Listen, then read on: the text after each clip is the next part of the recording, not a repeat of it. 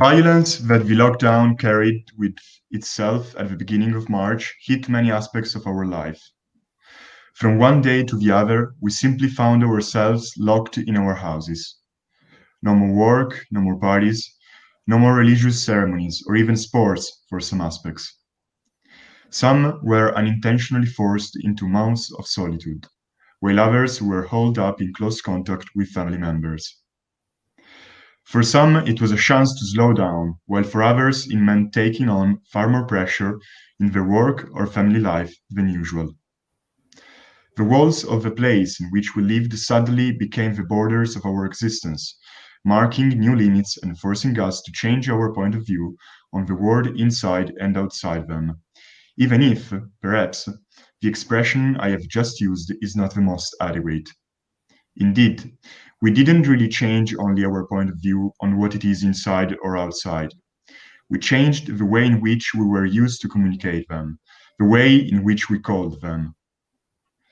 The isolation and the social distancing provoked by the coronavirus pandemic forced us to adapt ourselves to a new situation and to find new words and new ways of expressing ourselves.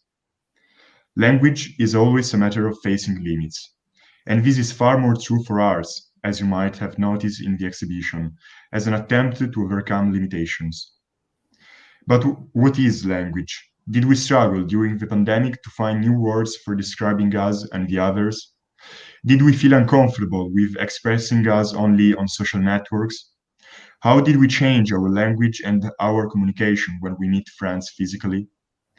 Why is language fragile? These are the questions that we will try to address in the course of this episode of A Student's Diary. Welcome, everybody. I'm Lorenzo Pesando, and I'm a student in Economics and Management for Arts, Cultures, and Communication at Bocconi University. And today I'm here with Aline Albertelli. Hi, guys. I'm Aline, and I'm just as Lorenzo, a student in Economics for Art, Culture, and Communication at Bocconi. And today, me and Lorenzo are here because we are on behalf of Culturit, our association. And Culturit is a network of university students, professors, and professionals present in 12 Italian cities, one of which is Milan, where we are. And it works on actual, innovative, and high social impact projects aimed at enhancing Italian culture and the strategic industries for the Italian economy. We do so by leveraging on our network, creating new connections and opportunities among students, professors, and professionals. This is what connects us to Particle. This desire to bridge communities, close gaps. We do it through consulting projects, training and development of soft and hard skills. They do it through art, offering immersive and interactive experiences. I would also like to thank Caterina Farnia, a visual illustrator who will join us today and help us visualize our thought through her sketches and illustrations. And I would also like to thank the UniKL and Soundway students who are joining us today for this episode. Before starting, I have to ask you if you can go to Slido and type the access number you will now see on screen, or you can just use the QR code if you have your phone next to you. This is really important, as we will use this tool to ask you some questions during the live. Also, we invite you to jump right into the conversation and share your thoughts through Slido or directly from our website. I think that we can wait a couple of seconds in order to let the time for people to register on slido.com, and then we can start.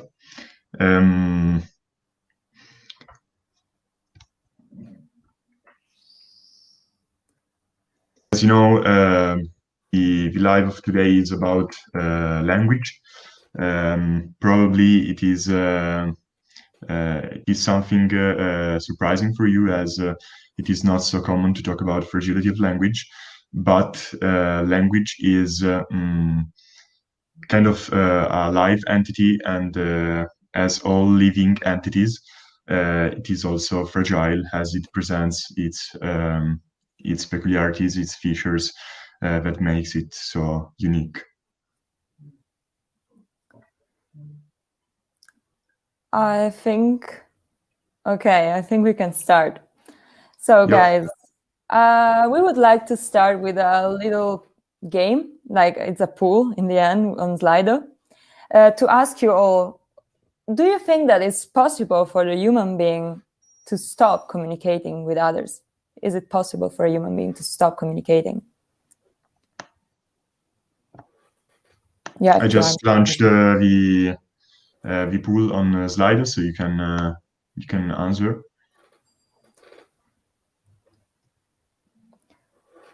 I can't see your answer, but I could start giving you my opinion on this.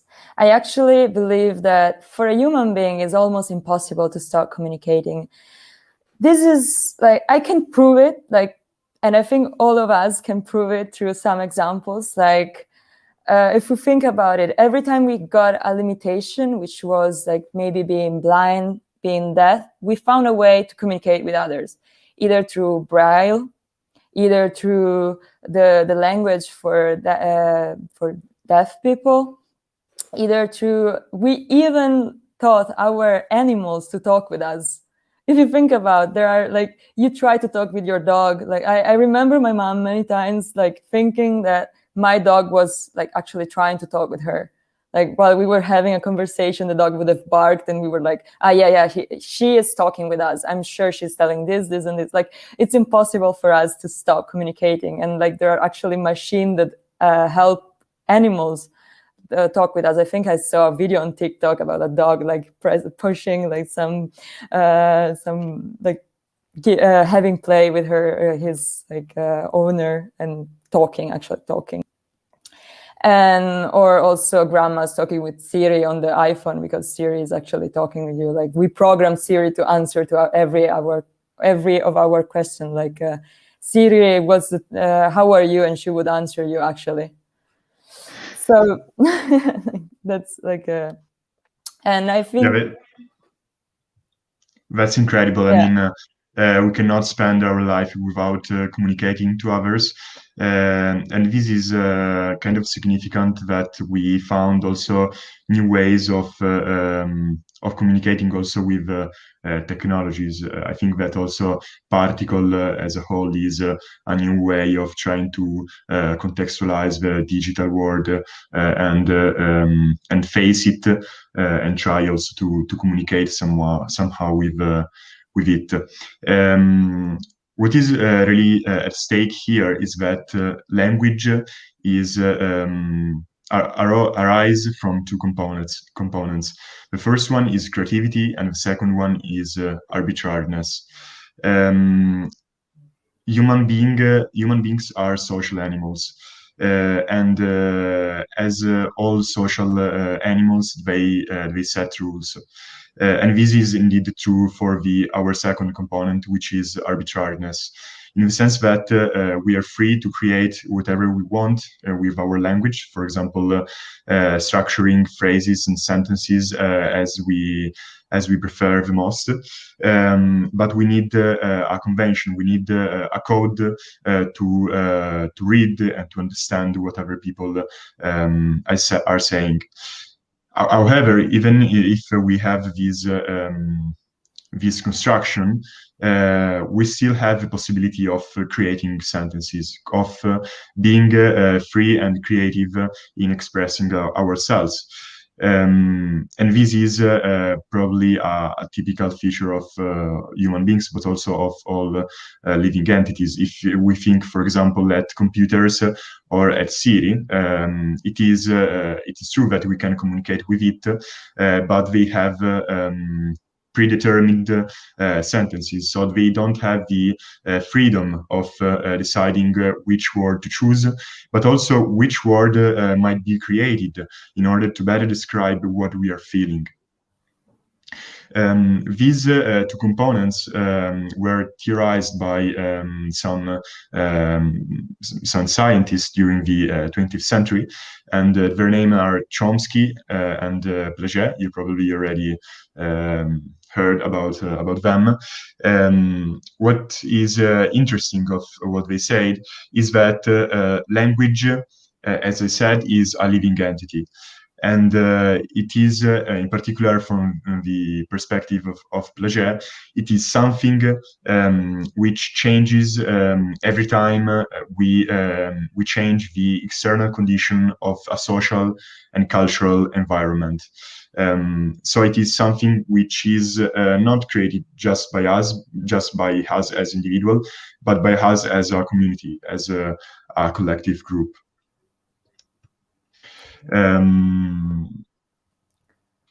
Why are we talking about fragility of language?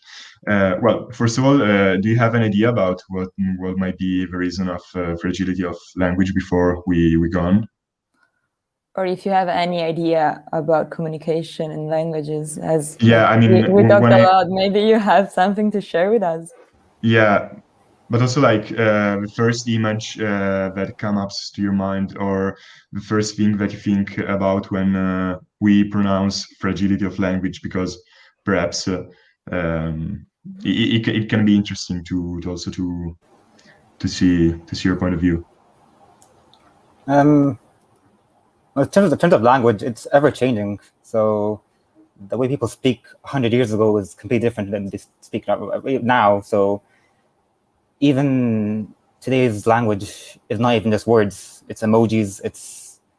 It's everything else that's intertwining with social media and everything else. So I think that's why it's a fragile being, if you must. So I think that's on my end. Yeah, definitely. Someone wants to add something, or?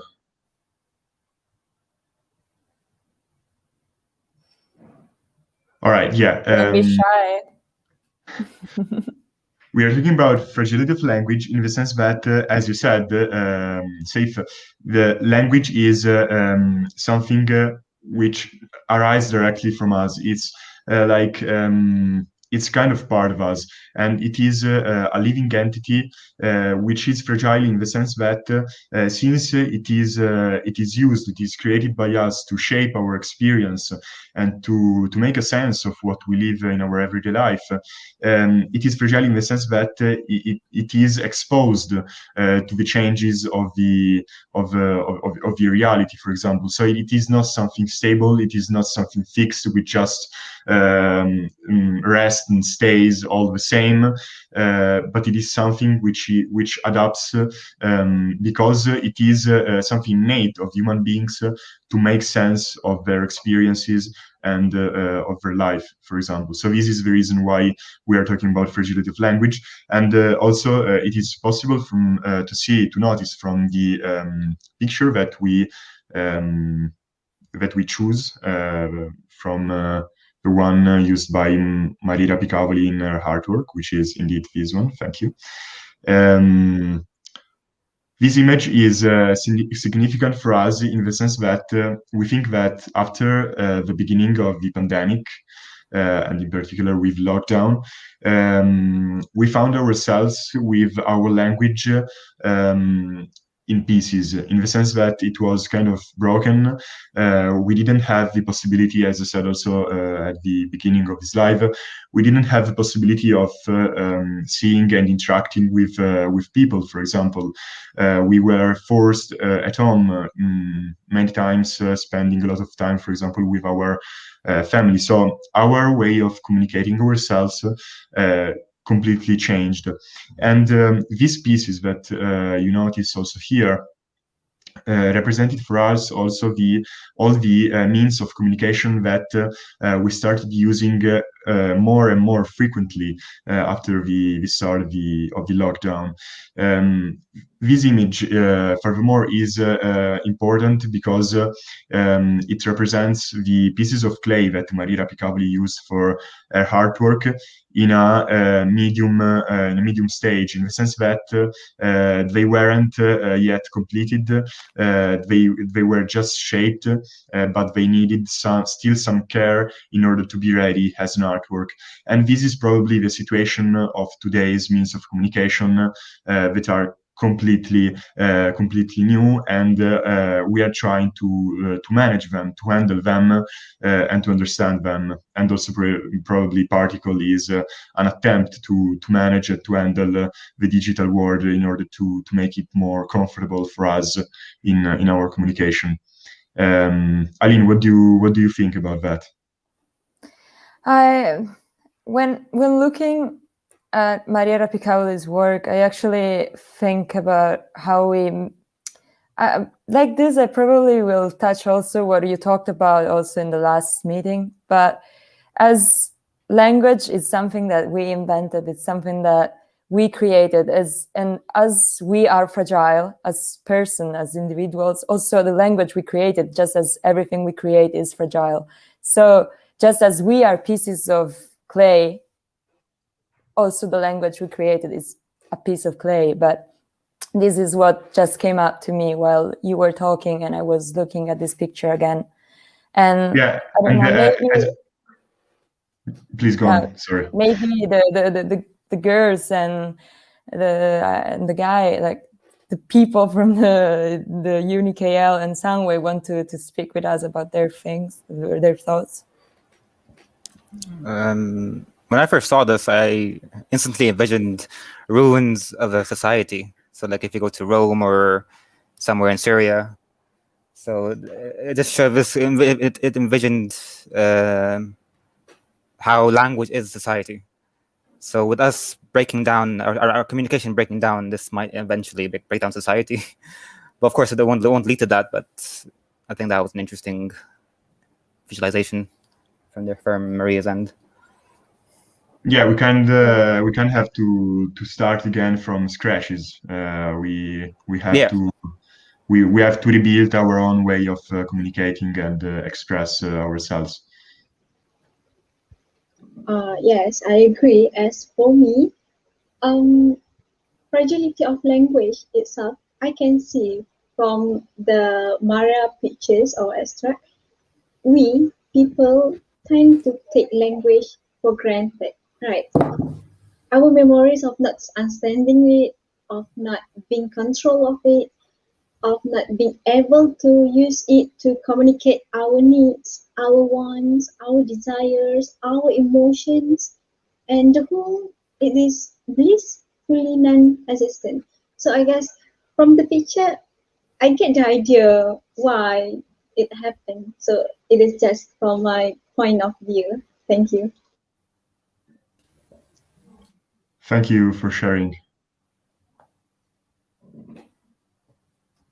Umaira, do you want to add something? Yeah, I think I would like to add something as to relate about the language. To relate about the language with the picture, I understand how the language is fragile because, like before this, Aline or Lorenzo have said that during the pandemic, the language we communicate to people by using media social to talk with our friends or just on the phone. Just we want to call through the phone, and yet the language is fragile because I think it is open to misinterpretation. So that's why I can relate with that picture because it is fragile. Yeah, definitely. Language is open to misunderstandings, but because, as I said, it's something which is created inside a community and has rules inside that community, within that community. But Aline, do you want to explain us all the possible way, all the components of language? Because whenever we think about language, we just imagine probably the spoken part or the written part, but it is far more than that. Yeah, I was about to tell you this. Like, we've been talking about language, and actually, language is not just the words we use; is how we talk. So our tone of voice, so how we say the words. So the paraverbal message. There is the verbal message, so the words we use and how we choose to put them into order, or the nonverbal message, like I did before. because I'm Italian, probably. We use so much our hands. So our body language is pretty important. And I wanted to ask you, actually, what do you think is the percentage? Like what is the importance we give to the body language in percentage? Like, what do you think? For me, I think 100% for in my end. I'm not sure about everyone else, but if I'm talking to someone and I didn't see that. Oh yeah. In Slido, you can see like. Oh yeah. Okay. Oops. Yeah, we launched it on Slido, so if you want, you can. Yeah, I did that already.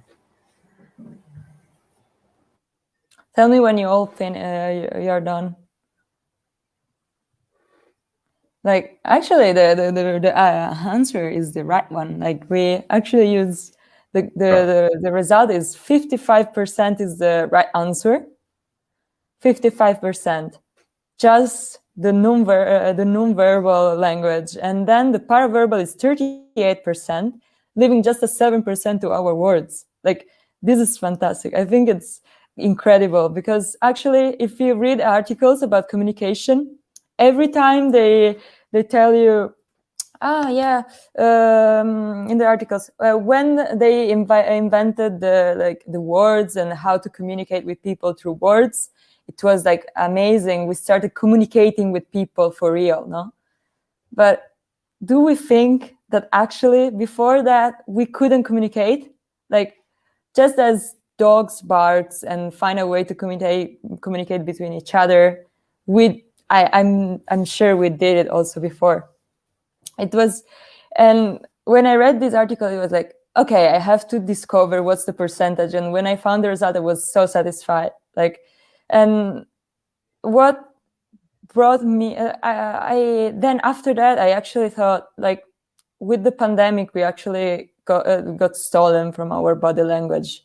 It's so difficult to have a pure communication with people through Zoom, because sometimes there are people that don't let you see themselves, so they just cover the camera. There are people that don't use the mic, and you lose so much contact with the others. The empathy is lost almost. And I read an article from CNN where they were talking about what masks have done to in the hospitals, because actually people that are sick need empathy to also heal better, because apparently, like, of course, we need empathy to understand if you're doing well, if you have people around you that actually are emotionally attached to you. And without the smiling, or without this part of the face, is way more difficult for doctor to create that bond, that bond with the people in the hospital. And this is like something we should like keep in mind when we get back to our social life. Like, remember to smile to people in the street, and remember to them, like, let's just be human and smile and use our body to communicate with others. I don't know if it is just my opinion, but I think that from the moment in which we started communicating more and more with video calls, for example, we discovered that with our face, we can actually express a lot. I mean, we substituted all our body language, which as Italian, I have to say that it is a great component of my language, with actually movements of our head, but also our facial expression. Did you notice that, or it's just me? I mean, I notice more and more that people, for example, smile more on video calls, or for example, say yes with head or no. It emphasizes movements of the head. Did you notice something similar, or it was just me? I think I agree with you, Lorenzo, because like you said before, that right now we discovered that how much we communicate with just our face. So like right now, even though I'm not in front of you, but you can see my face and you can tell that how nervous I am. So I agree with Lorenzo. Thank you. Yeah, but because there are also studies on the faces, because like there are the 6 universal communication like face, which are anger, disgust, happiness, surprise, and the other 2. Like, yeah, you can actually tell what people think or are like feeling just through the face. Now we have another little game before also going to the all the questions that the people wrote on the chat to show you how new words were created during this pandemic and to make them as an example to show the amount of words that were actually created. So I'm going to launch these pools on Slido, in which you just have to decide the right meaning of the word. All these words were actually created, as I said, during, in particular, the first lockdown. So if it is possible to share the results, perfect. I think that everybody voted or not. Yes. I think that we can show the correct answer. And the correct answer was for doom scrolling, grim scrolling grim news all the day without interruption. And this was a phenomenon which was quite present. Last time in our last episode, we talked about personality. And indeed, one of the personality traits, which was one of the most common at the very beginning of the emergency, was to try to have the control over everything, and also the reading of these kind of articles were an attempt to keep this control and to exercise it in our everyday life, to be always updated on what was going on in the world. And then we have another word, another neologism that we want to test you on. I'll just launched it.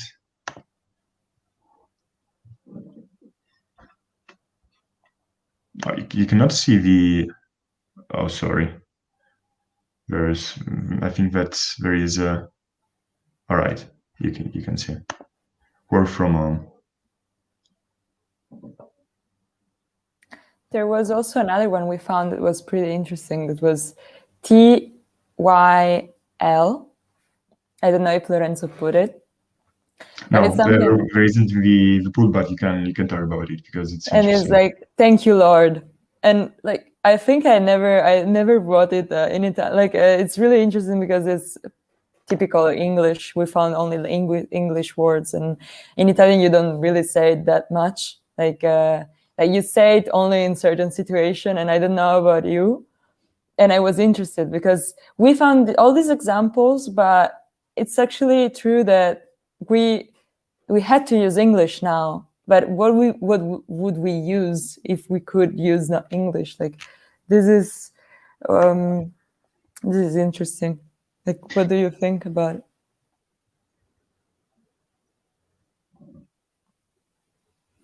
Like, how's your language? Did you actually do you use this kind of like acronyms? Is it something you use or no? Because the point is that sorry, Saif, and then I let you the word. The point is that in Italian, Italian is a rich language in the sense that we have so many words that we can actually describe everything. Like, we have many thousands and thousands of words. English, on the other hand, is a language which is rich but far less than Italian. And it is a language which is, I think that in its constitution, more keen to adapt to the reality, to the everyday life. And it is very easy, like, to mix them up and to create new words, just mixing them and seeing what it comes out. And this is, I think, an innate feature of language. Some presents this feature more, some less. So, for example, in Italian, we don't usually see this neologism. We were wondering about Malaysian, that we discovered, that Aline discovered, that it is one of the most used languages in Google research. Yeah, in the internet. In the internet. Did you know it? Like, it's actually one of the most used one, and I didn't. Like the Oh, six really? or the six. Yeah. Okay, I'm not sure if you know about this, but basically in Malaysia, we have different races with using different language. We have Malay, Chinese, and Indians, and all of us use different language. But for example, like Chinese, they can talk Chinese, but they can also understand how Malay is saying, what language. What Malay language is. So this is for your information. I'm not sure if you know about this. No, I've never heard about Malaysian, so I'm sorry. Alright, it's okay. So as Malaysian, we use a lot of acronyms too. So because sometimes like for me and Hanom is Malay, and I think June is Chinese, right? Yes, and sorry, Saif is. Can I know what your ethnicity? If it's not from Malaysia. Oh, okay. Oh, really? I am an Arab. Okay. So for June, maybe June also know how to speak Malay. Is it? Yeah, I mean, we have to study Malay. So basically, Malay is our national language. But so basically, Malay is our main language that we speak in Malaysia. But I know how to speak Chinese, Cantonese, English, Japanese. So it's kind of like learning languages. So it's like piecing languages together, and we use it together. We mix languages. I don't only speak in English. I speak, bercampur. So I speak in Malay, I mix with English, I mix with Chinese. Well, it depends who am I talking to. If I do know, if I do speak in with all my Malay friends, then I'll mix Malay slangs. So yeah, I'll mix Malay slangs. So I guess this is how Fragility of Language in Malaysia works, that we mix and match languages to. It's part of our culture, I think. But when hearing this, I think it's a strength more than it's. Yeah, amazing. It's definitely privileged as Malaysian to know a lot of languages. Yeah. Yeah. But Yeah, do even the you think Malay. Oh, sorry, go on, Yeah. please. It's alright. Even the Malay, me and Humara itself, we do speak Mandarin too. Like apa ni? Jun punya. I'm sorry, terkeluar Malay. Like Jun language. So it just happened when we go to the Chinese shop, we will like, oh uncle, we automatically will speak in Mandarin slang, in Chinese slang, and then when Chinese go to Malay shop, they also will speak Malay in Malay slang. Yes, we just mixing a lot of language. That's everyone incredible. I mean, we barely speak Italian, and you speak 5 languages. Yeah, I was about to tell a story about an example, but I feel now so small. Because when I was in Germany, I was thinking about a language that is really easy to mix, which is German. And once I was in Germany, and I didn't know how to say a wooden spoon, which in Italian is legno, like cucchiaio di legno, because I was cooking. And instead of saying Holzlöffel, which would have been the right word, I said Baumlöffel. So like the spoon of the tree. And they actually like understood me, and was pretty like funny, because in Italy probably people would have just laughed at me and nothing would have happened. Like we are so like I was wondering, which are the differences and peculiarities of all the languages that are present in Malaysia? In the sense, when you're dealing with a particular situation and you have to express, I don't know, personal things, for example, like feelings and all this stuff, which language do you think is the most suitable for you? Which language do you think is the most appropriate, for example, for that situation that adapts better to? As for me, most language that I feel that I comfortable to use when talking about my personal thing, I think it's Malay because most of my friends and my circle is Malay, and there's Chinese too, but we also talk in Malay language. Sometimes for me, it's different. Like if I were to be talking with my family about something, personal issues, it'll be our Cantonese, which is also a language used in Hong Kong, Cantonese, because that's our language that we use at home. But if I were to be talking to like a close friend of mine, it's usually English. I guess for me, English is a language that I'm most comfortable with. But I do know a lot of people is more comfortable with speaking their own language, just like me speaking in Chinese. But I don't speak that much Chinese, depending on who am I hanging out with as well. But yeah, I speak Cantonese with my family. This is As for amazing. yeah, as for me, I am from one state from Malaysia, and in this state we have our own accent, our own slang. So if I want to talk with my family members, I will use our state slang or our accent, and then if I want to talk with my other friends from other state, I will use both English or Malay, but mostly I use Malay. Well, that's incredible. That's really incredible. And I mean, we are going a bit late, so can we share the questions? By the way, Caterina, you're amazing. The drawings were beautiful. Right, so these are the question. Aline, do you want to start or?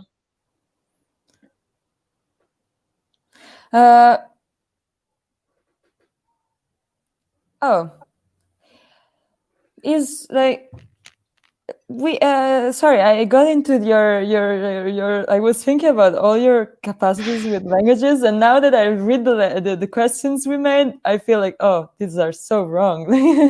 Is our language fragile, or the use of our language that's fragile? Like, I think both. I mean, in the sense that I cannot distinguish between language and the use of language. Language is something that if you don't use it, it doesn't exist. And it is not something which exists before that we use it. So I think that it is not possible to distinguish between them. What do you think, Aline? I don't know. I think that it's actually I can see fragility in the use of language a lot, because in the end, what makes it fragile is how you cannot use it. Like, if we are experiencing analphabetism again. Like, there are again people that don't read, that don't have a really big or rich dictionary, and I think that being weak in the use of the language is more like the use how you use language that makes the language weak and or fragile more than the language itself. I don't know. I have this feeling, but maybe it's just me. I don't know. I think that language is created in the precise moment in which you use it. But I mean, we're not we're not specialists of the sector, so each opinion might be valid. There was a comment which was very important. If you can just go up a little bit. All right. The one who wrote Maya Angelou said, "Words are things that make things happen."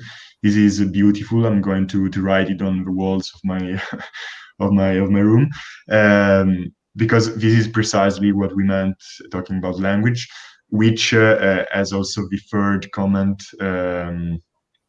express, it is not just something related to the spoken part, but it is something more complex. Words are things that make things happen. It is true, because it is a cultural thing, language. You cannot, for example, talk about apples if you have never seen or heard about apples. So somehow language creates our reality. And then there is the question: how do we communicate together at distance? Well, in part, we saw this in the sense that we are trying to model the different components of language, such as the body language and the tone of our voice, to adapt to these new means of communication. And then, Aline, do you want to go with the other questions? In the space for language, shrinking or expanding when you think about globalization? I would like to say expanding, but as we, at least we Italians, because you are amazing. So because you actually managed to mix the languages and don't completely lose them. At least this is what I got. Maybe you actually lost a bit of it, but we are actually a bit losing. We are all talking in English. At least in Italy, you either know Italian or English. You are not anymore interested into learning Spanish. In some of us, yes, but most of us is I'm gonna learn Chinese maybe because it's the most used one. I'm gonna find a job, but I would have expected a bigger interest in learning new languages, or maybe a push for Esperanto. I don't know if you know what Esperanto is. Do you know it? Esperanto is the language they created in the 60s, I think, where they mixed many languages, among which also Japanese. And has structure of Japanese and Latin, and then if you hear it, it looks a bit of Portuguese, a bit of German, and it's they wanted to create a language for Europeans, so that we didn't have to talk in English. And I would have expected mostly something like this, but we just are a bit lazy, I guess. I don't know. At least because as I said, you're amazing. Do you have any consideration about this last point about globalization?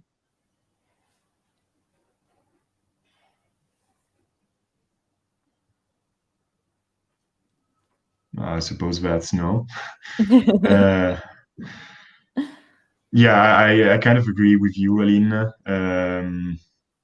I think it's something ambiguous in the sense also that more and more people are speaking English. And this is something that can help a share of opinion, but I mean, especially for us, which are not very used to handle many languages from the early years of our life, using another language is not the same as using our mother tongue language. So probably we also end up with using all the same words, and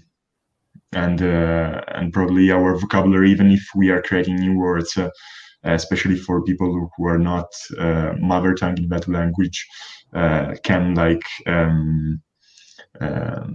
collapse and use all the same set of words, flattening the communication, perhaps. All right, so I think that we can end our live.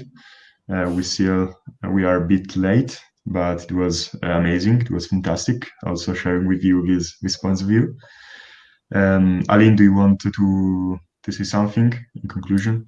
No, I want to just say thank you because I learned a lot today and I really like this conversation with you all, guys. Like, it was really inspiring in a certain way. Yeah, definitely. And also thank to Caterina, which Totally. was, yeah. June, do you want to intervene? All right. Thank you. All right, thank you all. so much, guys. Thank you. Thanks for having us. Thank you you. so much, Thank- guys. Have a nice evening for you and a day for all those people which are in this continent. Yeah, So, yeah. bye. Goodbye. Thank Goodbye. you. Bye. Bye. Bye. Thank Bye. you. Bye.